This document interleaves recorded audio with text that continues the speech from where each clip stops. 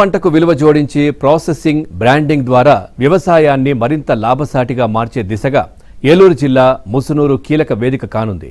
దేశంలోనే తొలి non GMO popcorn వెయింగ్స్ hybrid విత్తనాన్ని ఉపరాష్ట్రపతి సివి రాధాకృష్ణన్, ముఖ్యమంత్రి నారా చంద్రబాబు నాయుడు సంయుక్తంగా ఆవిష్కరించనున్నారు.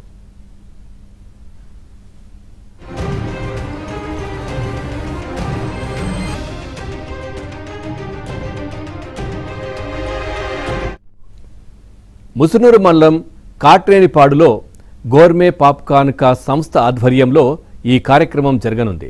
ఇక జన్యు మార్పులు చేయని మొక్కజొన్న హైబ్రిడ్ విత్తనాన్ని రైతులకు అందుబాటులోకి తీసుకురావడం ద్వారా విలువ ఆధారిత వ్యవసాయానికి కొత్త ఊతం లభిస్తుందని ప్రభుత్వం భావిస్తోంది.